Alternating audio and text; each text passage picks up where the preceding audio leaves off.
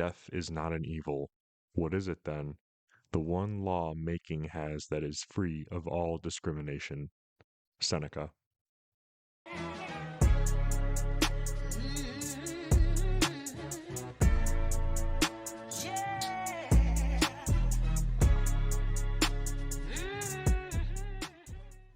Hello, Full Metal family.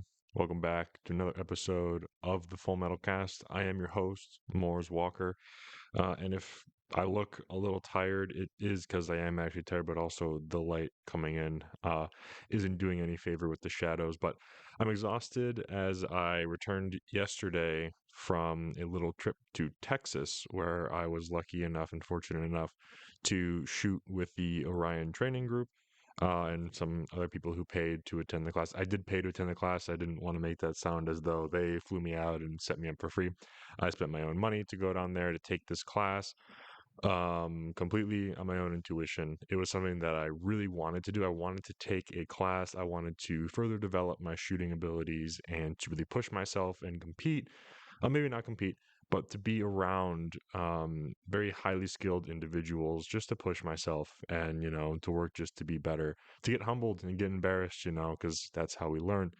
Um, and I guess I'll go into some of my favorite things that I learned. I have a whole page of notes, or a couple of pages of notes rather, from the class. I don't think I'm going to share them in this format.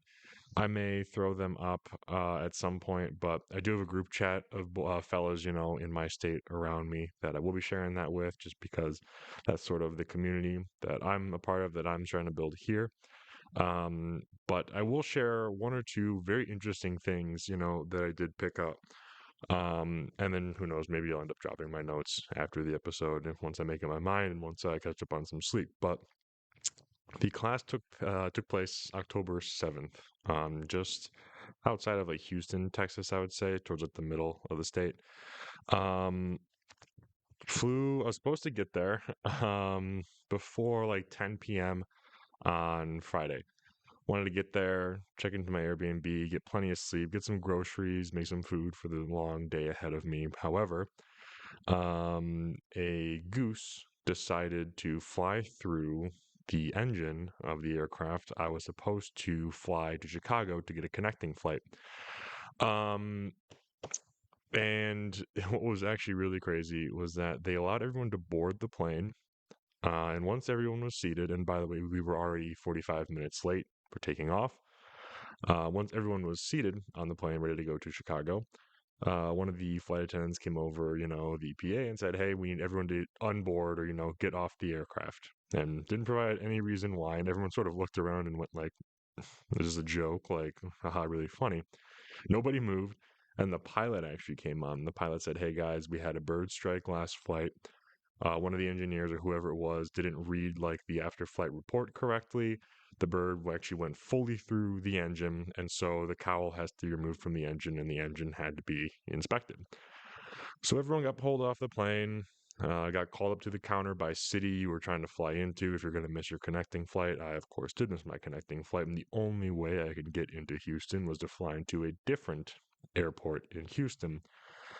So I just said, yeah, sure, put me on that flight. It ended up being 3 hours later. So I ended up sitting in the airport in my home state for roughly 6.5 hours. That was awesome. And as I was waiting for that new flight to take off, I was trying to square away my rental car. I had a rental car, but it was out of the original airport I was going to be flying into. And when doing a very wide search across many different websites, there were no rentals available in the airport I was flying into that would also allow me to return it to the other airport I'd be returning home at. So I actually used Turo for the first time and actually had a very positive experience doing that. Ended up having a superb host with a wonderful Lexus who allowed me to pick it up from one airport, return it to another at last minute's notice, and it ended up being $10 cheaper than the budget rental car that I was going with. So again, no affiliation with Turo either, just saying it worked out very well and kind of saved the trip. Get on the flight smooth, make my connection in St. Louis now, get to Houston around midnight. Car's there, pick it up. It's a wonderful Lexus, like I said, and I'm driving to the Airbnb. get to the Airbnb, and it's in a gated community, which is odd because there was nothing about that on the reservation. The reservation just said self check-in with a lockbox and the confirmation number. I figured I would have to enter the confirmation number and the lockbox to get in, but nonetheless, I find myself staring at a gate, like a gated community, like a keypad to get in.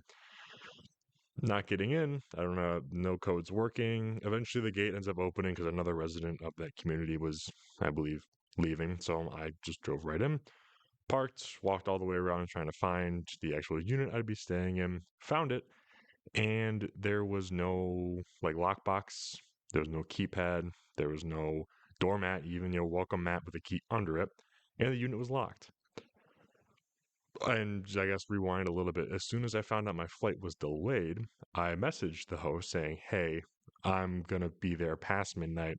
Not sure if that screws anything up. I'm just letting you know I will still be there. Just won't be Friday. It'll be very, very early Saturday morning." Didn't get a response, but I did my bit. Let him know. The ball, he just completely fucked it on his end. He had plenty of positive reviews. It was overwhelmingly, good host. It looked like based on prior stays. So I ended up calling support, get the classic overseas support line who I could hardly understand, and to which I'm like, "Hey, I can't get in. It's like it's coming up on 2 in the morning at this point. The very long day. I just spent fucking over 6, 7 hours in airports trying to get here. Luckily, there was a hotel across the street. I told them, listen, look into this, but you're gonna refund me for my Airbnb. And I'm also going to send you the receipt, which I still have to do. I'm going to make a mental note. And you are also going to reimburse me for the hotel because I shouldn't have to now walk across the street and pay for a hotel, which is going to be more than double what I paid for the Airbnb. And that's basically exactly what happened. It was more than double the cost of staying at the Airbnb.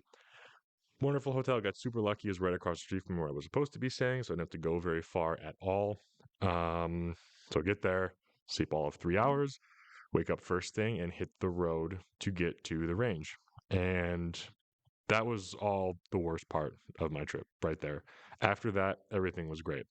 Got to the range, met the instructor from Orion.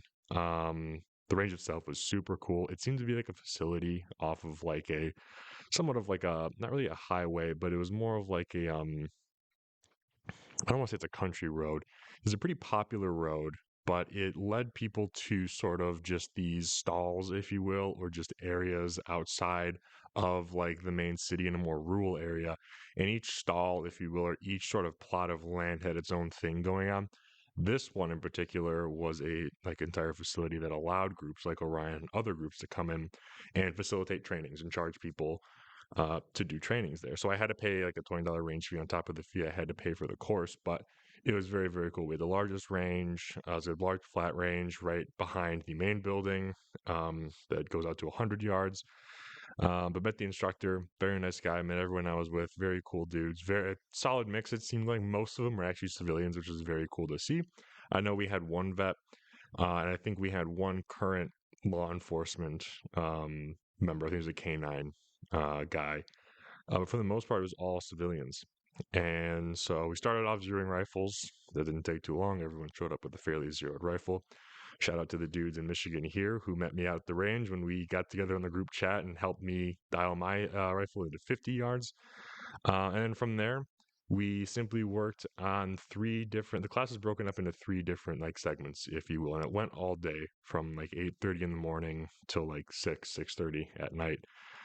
We went over structure, vision, and movement, and other little sort of subtopics in between and within those.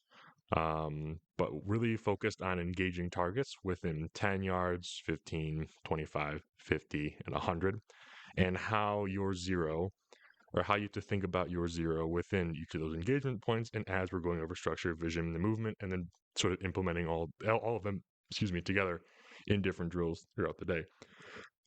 Excuse me.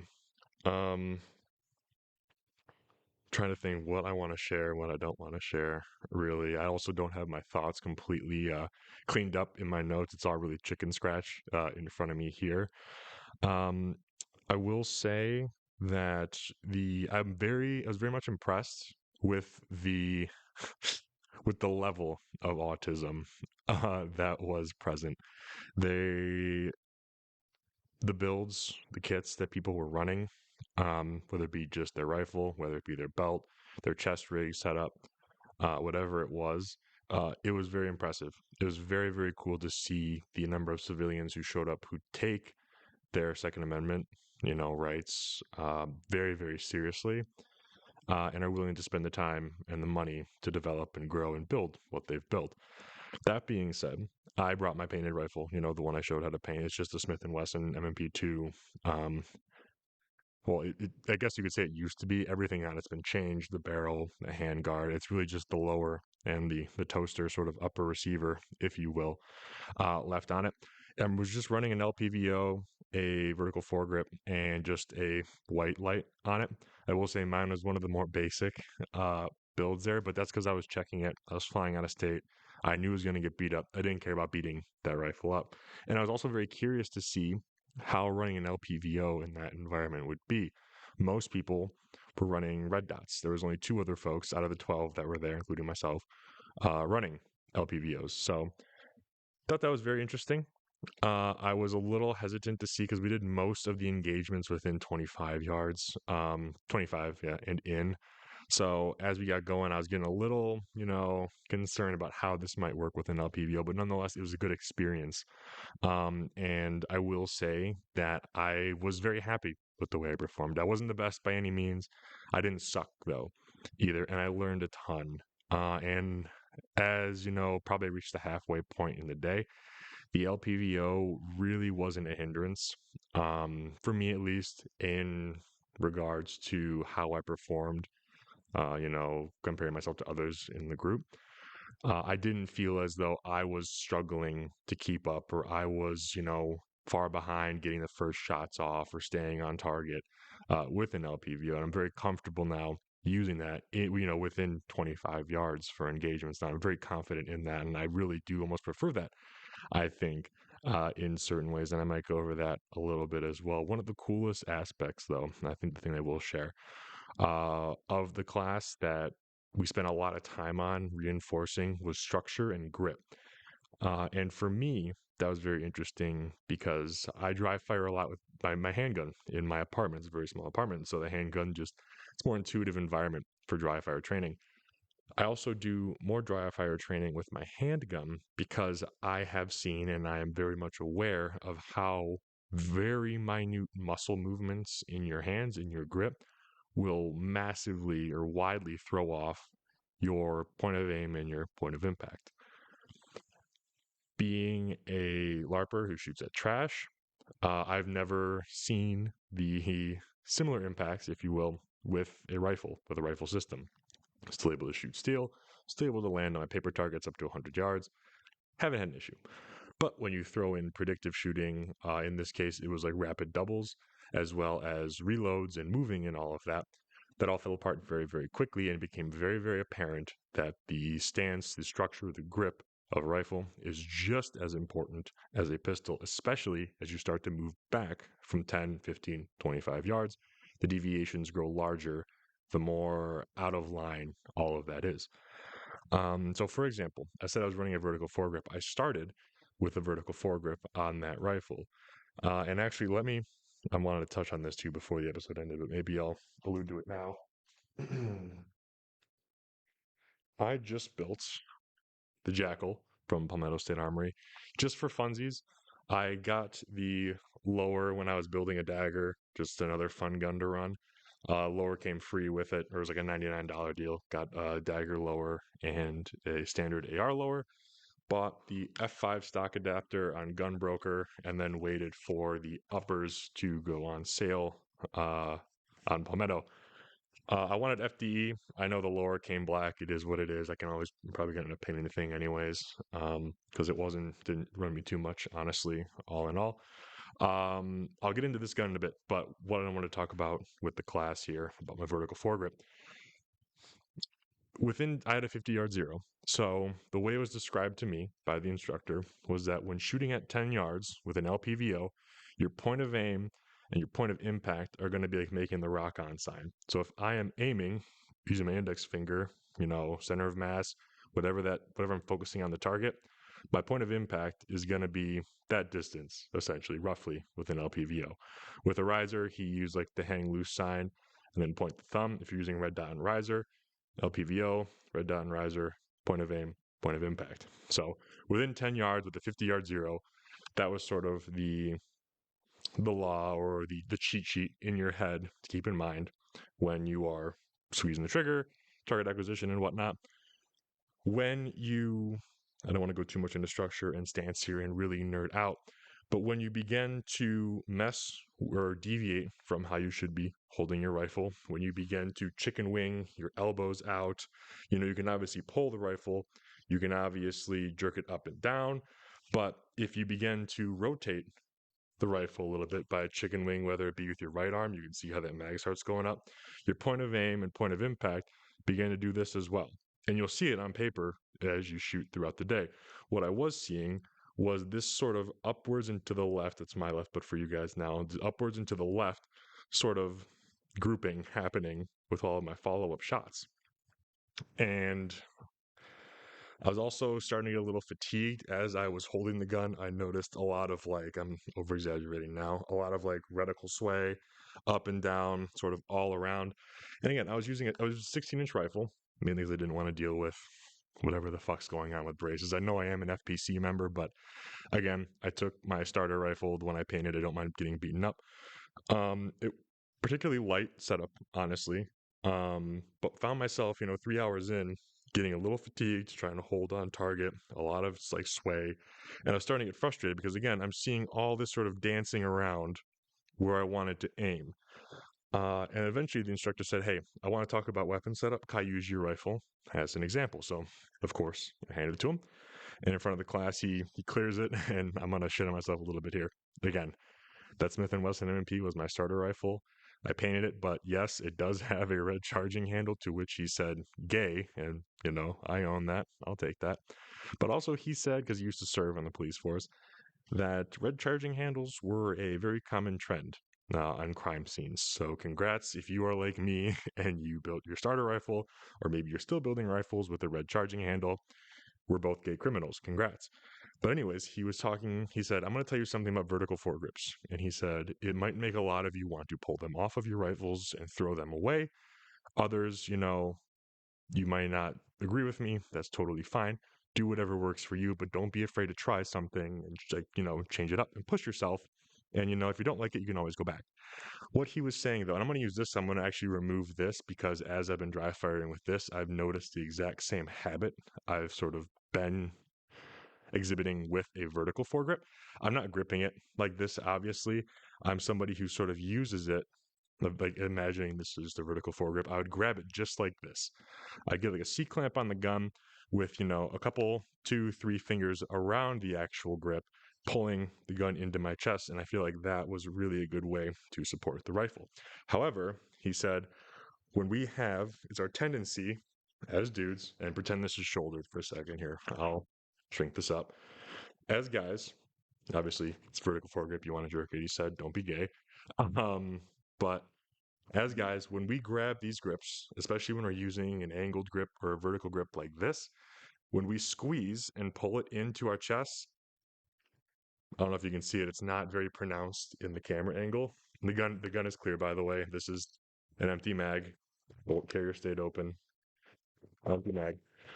When we pull it into our shoulder here and we squeeze, the gun will do slight sort of rotations. Obviously, I'm over exaggerating it again, but that rotation followed the exact pattern in which my follow-up shots were deviating.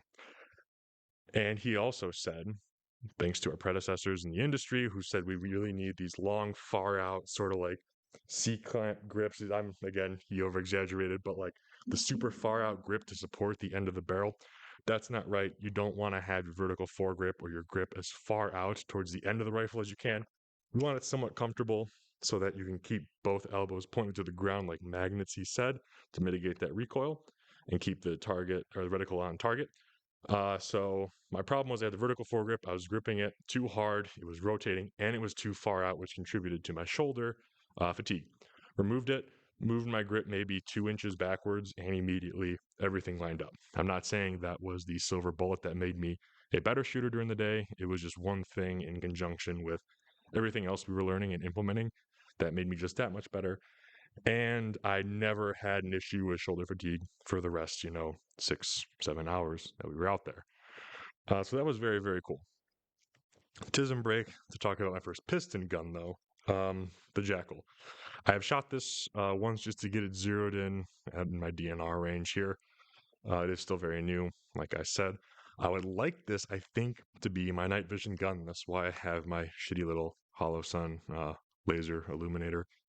And really, it's just a laser because the illuminator on these, if you know, really fucking blows. I'm rethinking that idea all together, making it a night vision gun and sort of like my dual rifle, because this on the very end does not help. It's already very, I'm gonna say glaring problem, but the first thing you notice when you pick this thing up is it is fucking heavy compared to an AR. Most piston systems are, just by their nature. Like alarmingly heavy, and dry firing it, you feel like I'm just sort of waving a sledgehammer to get this thing up and to hold it up. It gets a little fatiguing, honestly. And I'm going to remove the script too, so maybe that'll change once I play around with it a little more. But obviously, I got the EOTech, yeah, I think it's the XPS2 on there, and just a Hollow Sun magnifier. There's a lot of weight back here as well. There's a lot of weight on this gun, on top of it already being a very heavy rifle. So I'm going to have to spend many hours, many days behind it, really getting used to it. But overall, I think it looks great. I think it's a very sexy rifle. It is definitely that SCAR, that ACR at home sort of vibe, and I do really like that. I enjoy that a lot.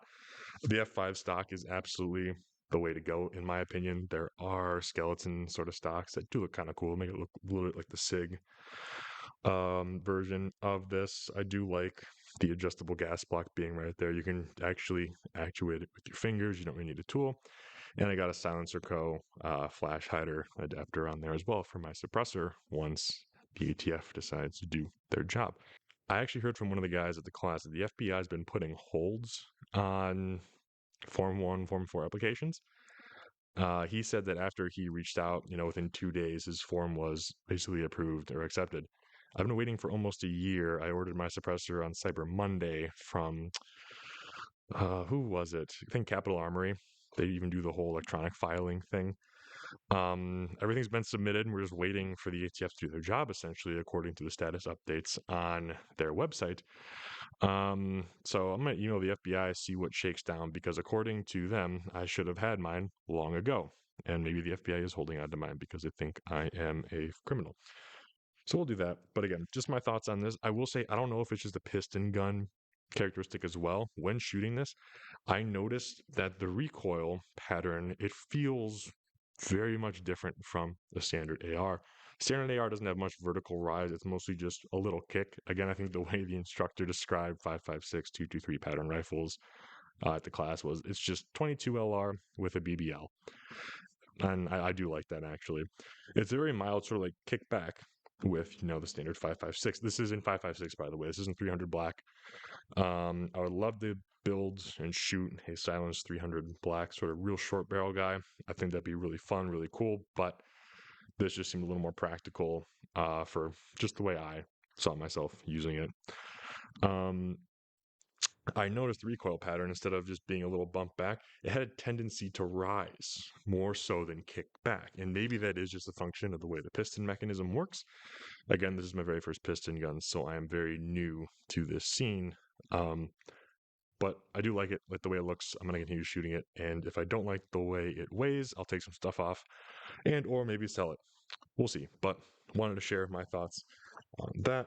Again, we're clear. Let me go drop the bolt here. Cool.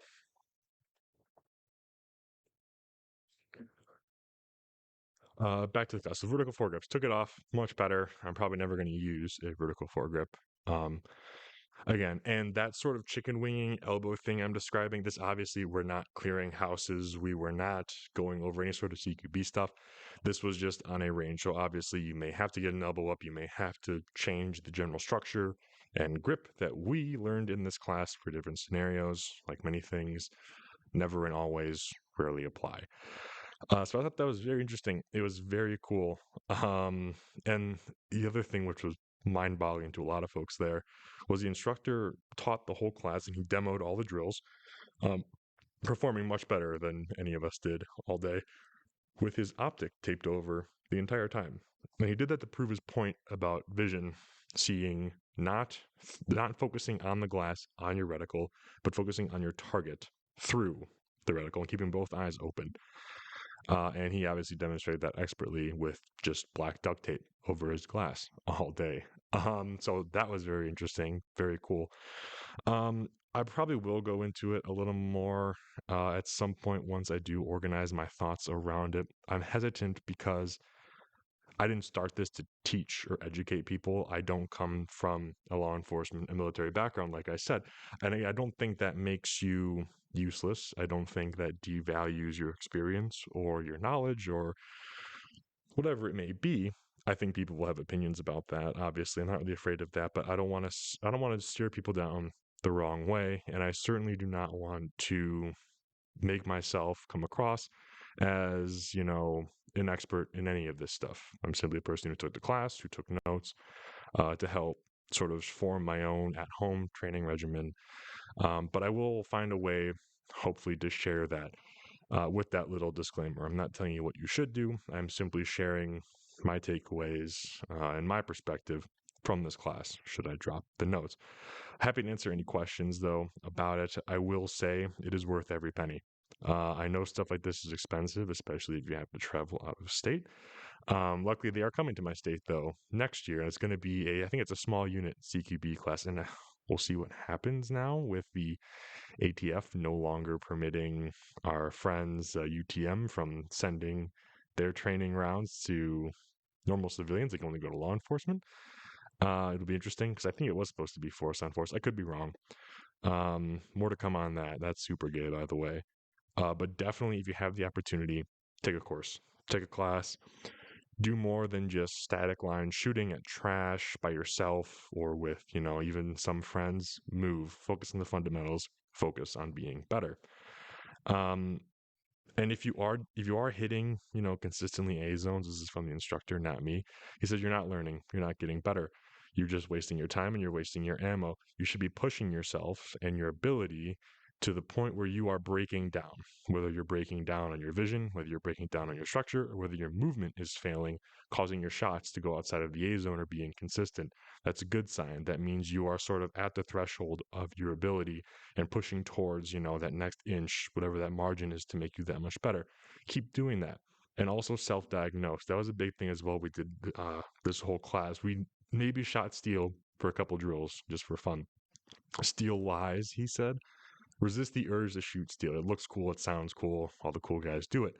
However, paper doesn't lie and it holds you accountable. And at the end of the day, no matter who you are, you will be held accountable. You will be on the stand for every shot that leaves your weapon. And paper sort of helps reinforce that.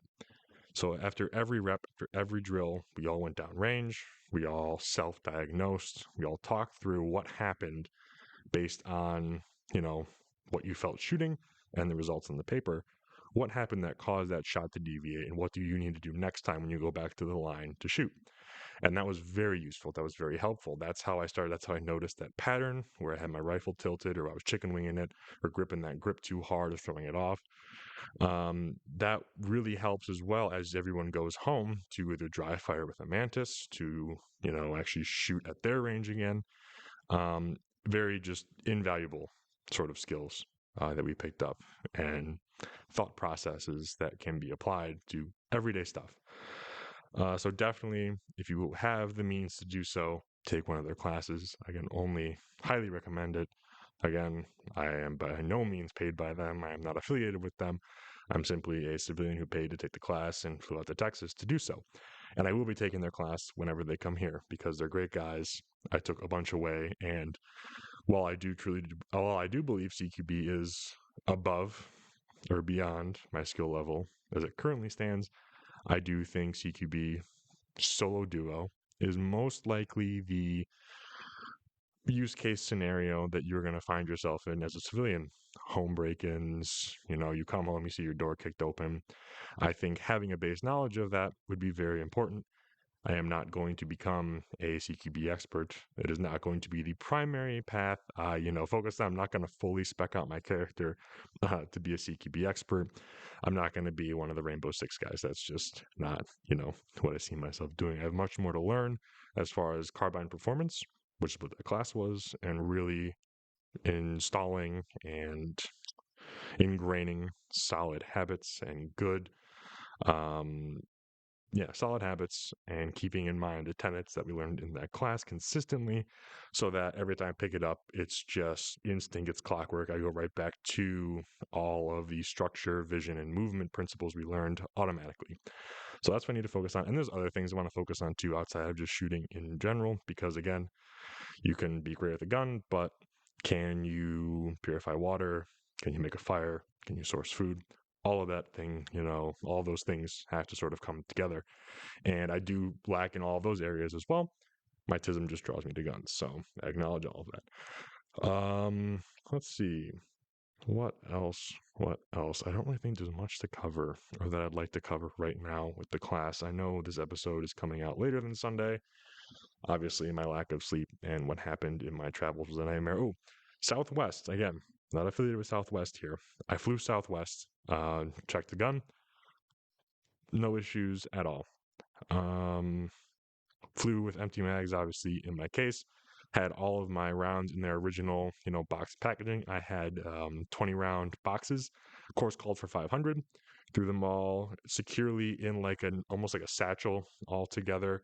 Threw it in the case with the gun. Actually, no, I didn't, because it was going to be too heavy. So I had the gun separate in a hard case with 2 master locks. Sorry about that. Had the rifle in its own case with 2 master locks on the 2 keyholes. Make sure you have a lock on any opening, any sort of hole that will accommodate a lock. Make sure there's a lock on it. I had just the rifle and all the empty magazines in there in the case. Closed it, checked that. They want you to open it up, show them it, fill out the card, chuck it in. It's good to go. I checked the second bag with all of my, my belt set up, all the magazines, other things I wanted on the range, in its own bag. Checked that. No issues at all. TSA checked that bag with they actually opened it up and examined the bag with all the ammo in it. Everything was still there. I took an inventory. I counted it all when I got there. And no issues flying back either. So praise the Southwest. No issues at all. It was very smooth. It was very easy. It was very fast. Even, on my return flight, when I woke up at 4, I was still cutting it a little close. So I was a little nervous, hoping that nothing would get held up, given the fact that I'd be checking a firearm. It was all very quick. It was very easy. It was very intuitive process. Unlike that one time I flew United, when they didn't understand their own rules, that I can have a hard locked pistol case inside of a checked suitcase, and then maybe take it back to my car. Different story for a different time, though. Only can say good things about Southwest, and the delays that I experienced flying out there was because of a goose and not Southwest. What else? What else? What else?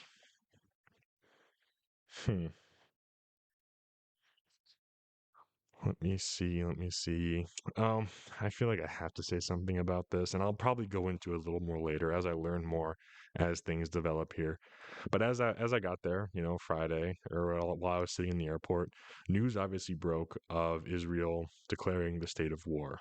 Um, and this is another human thing, beware the frailty of man. This is a human problem. It's not going to be black and white. It's going to be gray. It's going to be ugly. There's not going to be a one answer that makes both sides or everyone happy within it.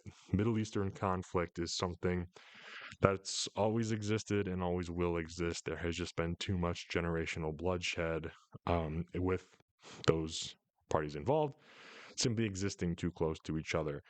And I don't think there's a clean way to prevent conflict from taking place in that region. I hope I am wrong, but that is sort of my overall take and opinion of conflicts in that region.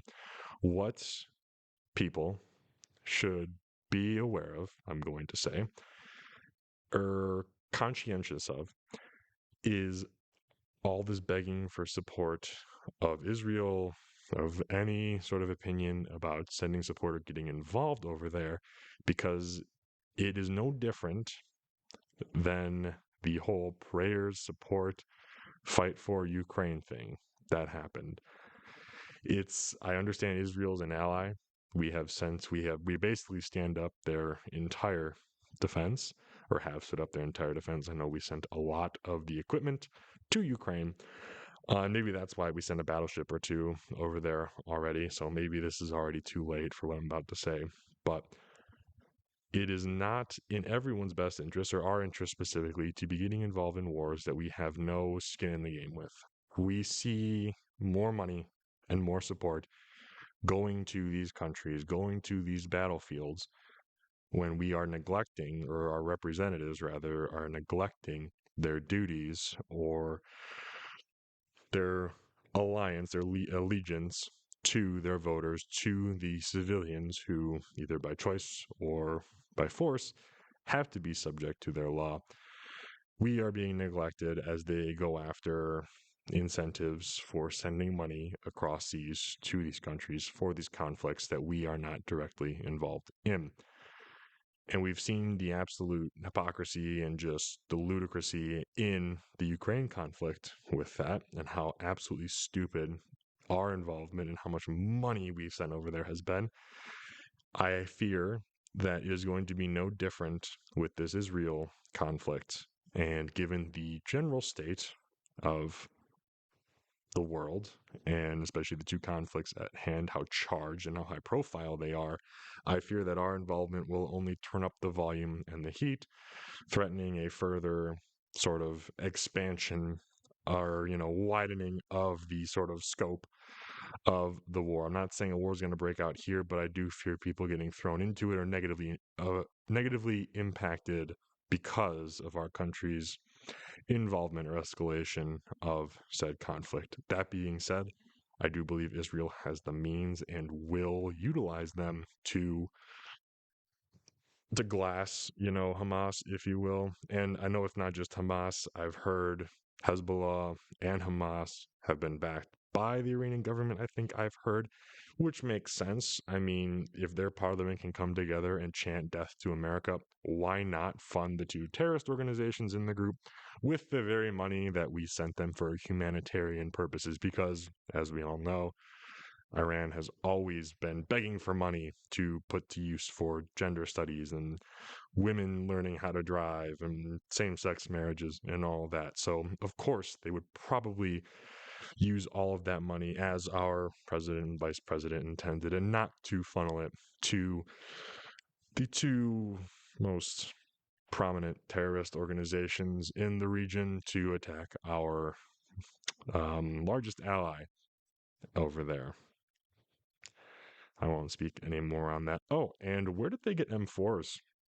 That was an interesting one. I think I saw some of the guys on the paragliders, which, by the way, is the craziest thing. Like, I looked at them like, this is Fortnite. I'm watching Fortnite play out in the real fucking world. And then I saw a still image, and I'm pretty sure one of the guys is rocking an M4. I've seen other images of Palestinian folks rocking M4s as well, and maybe they pulled them off of some of the Israeli folks who we've armed with them. My concern is some of the equipment that we left behind in Afghanistan is going to start showing up in this conflict, or equipment that has been blindly sent over to God knows who in Ukraine is maybe ending up with these fucks as well, only because the whole thing's been mismanaged so poorly. And I can say that because we've accidentally sent billions of unaccounted dollars over there as a simple oopsies or rounding error that we have not solved for. So I can say it's been a bit of an irresponsible money and weapons dump to Ukraine. So it wouldn't surprise me if, through administrative errors, they ended up in the wrong hands, and as a result ended up in the hands of Hamas, Hezbollah, Iran. So that's all I want to say about that really for now. I know it's still developing. I know people are still forming opinions, and those are going to change each day as we watch this thing play out online, just like the Ukraine-Russia conflict, which is just insane. It's insane that I'm going to turn on my phone and watch a war happen like I'm watching a football game. I'm not really sure I like that. It's war porn, though. That's another thing I guess I want to call out. Ukraine, Israel, whatever it is, war porn. It's all propaganda in a sense. If someone is putting it out there for you to see, it is to make sure that you form an opinion on it. Chances are that opinion, or chances are whatever the post is, whoever's posting it already has a lean, and that's simply to reinforce that lean or reinforce their support for a certain cause. Just keep that in mind as you observe things from these conflicts.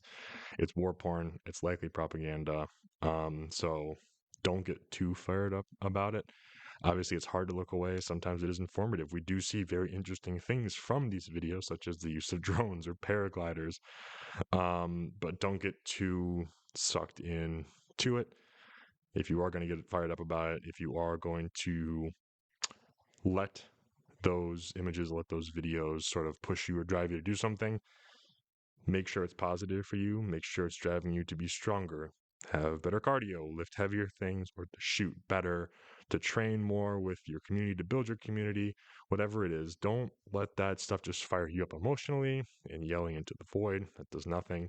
It is just propaganda at the end of the day, anyways. Just keep that in mind. But all that to say, simply do not fall into the same love or support for Ukraine thing as it relates to this. Just beware of that pitfall because, again, the only people who benefit from another conflict, another international, conflict, just like Russia and Ukraine, are the Black Rocks, are the military industrial complexes, Raytheon, Lockheed, and any sort of stockbrokers who are going to make a penny off of it. Those are the only people who benefit from this. So keep that in mind. As the videos have shown you, civilians, women, and children are the human capital that gets sort of tossed away during these things. So don't look at it like a sporting event like we did for Ukraine at the beginning and what some people are still doing, asking or fueling the war. And it's just never going to be a pretty outcome. It's just a human problem. That is what it is. More war, taking part in a war simply means that you are going to be contributing to the loss of human capital. And sometimes it is necessary, I feel. But I believe that with the two conflicts going on in the world right now, I'm not sure our involvement is really necessary or is helping, even sort of helping to contribute to a positive overall outcome. I hope I'm wrong. That's just my take. I am no strategist. I am no expert. Simply a dirty civilian acting as an observer. All of that said, I know I rambled on a lot about nothing. I know I touched on the class and just my experience getting there, and my thoughts were, but train. If you are in the Midwest and you want to link up, obviously reach out to me. I can plug you into the group chat that I'm in. We'd love to have more folks to get out here to train with us to be better. Again, the gun culture is alive and well. Obviously this class it's a more expensive class. The Orion Training Group is a very elite group, so the people it's going to draw are going to probably be towards the higher end of the autism spectrum as it relates to gun culture. But I will say this, I'll close on this. Everyone there was either ex-law enforcement, ex-military, or was a highly autistic, dirty civilian, myself included in the latter. There was one individual who showed up there. I'm going to be very careful not to dox this individual because he could not be in any of the media that was recorded or pictures that were taken just because of where he's from, what his job is, who his family is, and all this other stuff. This individual showed up in just plain jeans, a tucked in plaid shirt, regular shoes, normal walkers, non-electronic ear pro, the big bulky stuff, and a baseball cap. He didn't have a tack belt. He was pulling mags out of his back pocket.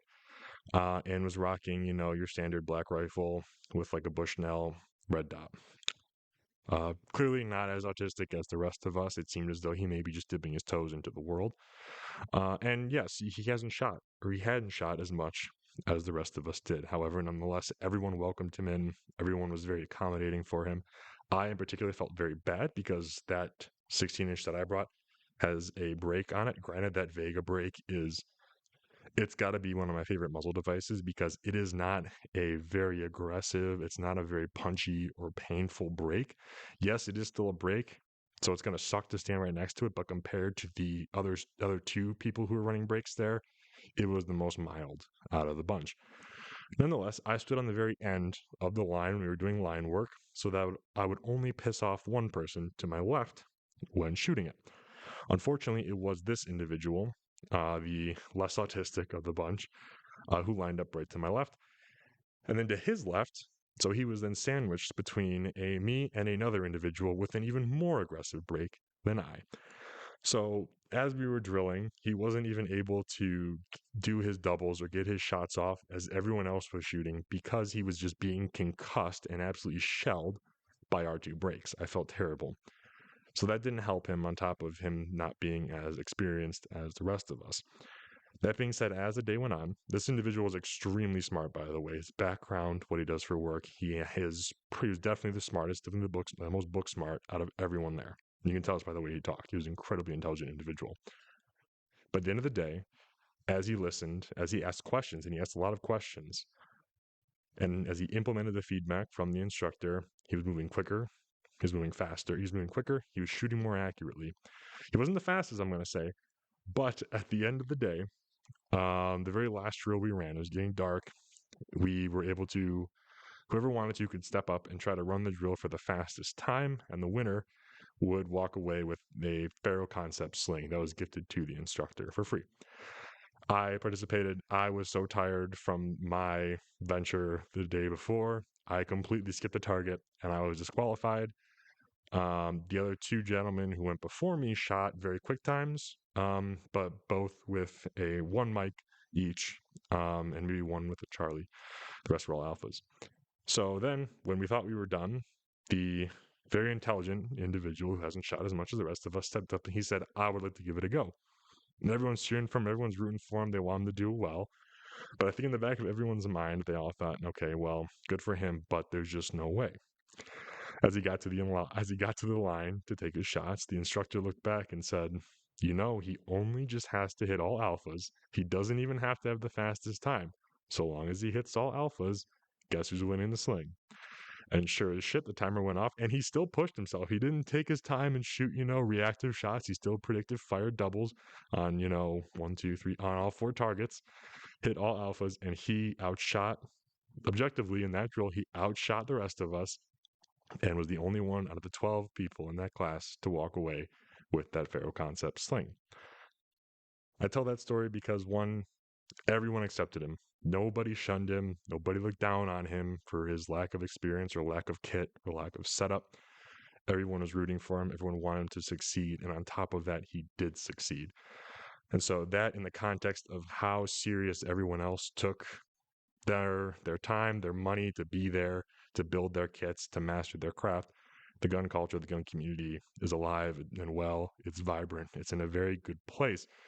In the real world, online obviously isn't the real world, so I know there's a lot of bullshit that happens online, but being there in person to witness it, to see that, to watch that was extremely cool, and that gives me an immense amount of hope here. So I want to end on that good news, that little good story for you all there.